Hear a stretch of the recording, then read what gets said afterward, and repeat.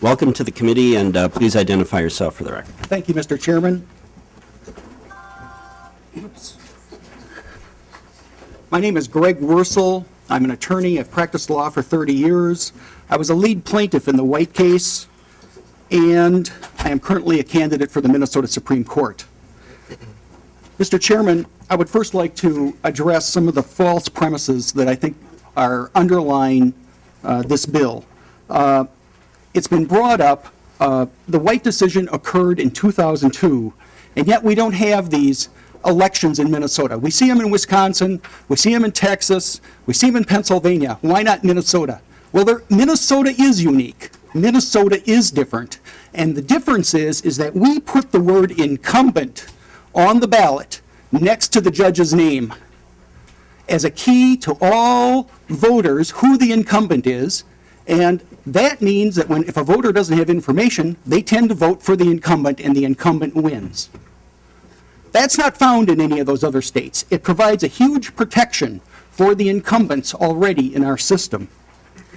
It's been suggested that perhaps money will taint the judicial system, the money in elections. But we have a limit.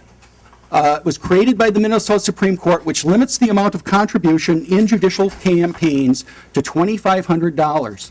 If the legislature believes that's too high, reduce the number.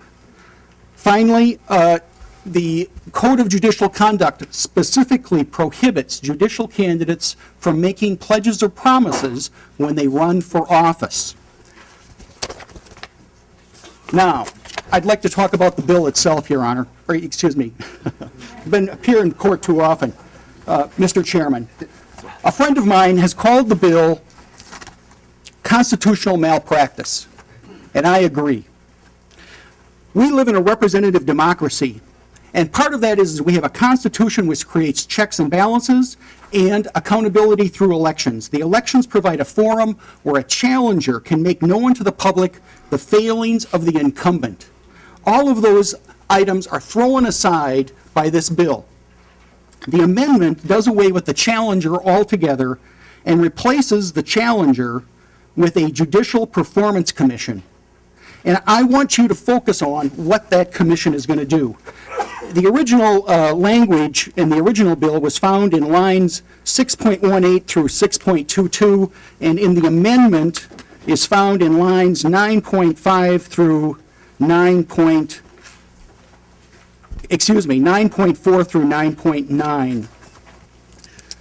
The committee can look at the judge's integrity, his impartiality, his temperament, his punctuality, and then it says the commission may not evaluate judicial performance based on substantive legal issues or opinions subject to appellate processes. What does that mean? I'll tell you what it means. It means that the committee can't look at what the judge's decisions are.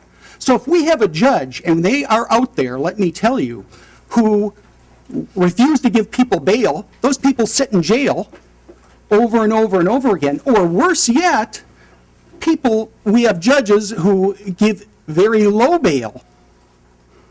And now an accused child molester is back out on the street.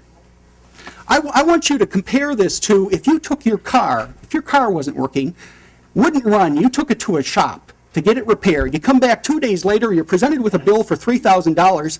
You go out and try to start the car and it won't run. You go in and talk to the manager and say, hey, my car doesn't run. And he says, well, the employee is a great employee. He's got the temperament of a mechanic, and he's always punctual, and his job has been reviewed by a commission. And you say, but my car doesn't run. And that's where we're going to be, because we aren't going to look at what the judge's decisions are, and this is going to create a horrible problem for the public. And then the bill compounds the problem, because the bill now creates, well, it creates this farce, because the public is going to see this little notation on the ballot. So the public is going to see that this judge gets an A+ from the commission, and the public is going to think, oh, somebody's actually looked at what this judge is doing, whether or not he's actually following the law. And so we're going to have made this problem even worse, because we're committing a fraud almost on the public. And then the bill compounds it again, because it makes the term of years for, once they're elected, for 8 years. Now, if you have a group of unaccountable people, and that's what we're going to end up with, a group of unaccountable people, we should be making the term of office shorter and shorter and shorter, not longer and longer. And the final problem with the bill is that there's no check or balance on the appointment power of the governor. Now, I want you to understand that if you look, right now, most of our judges are initially appointed to the bench.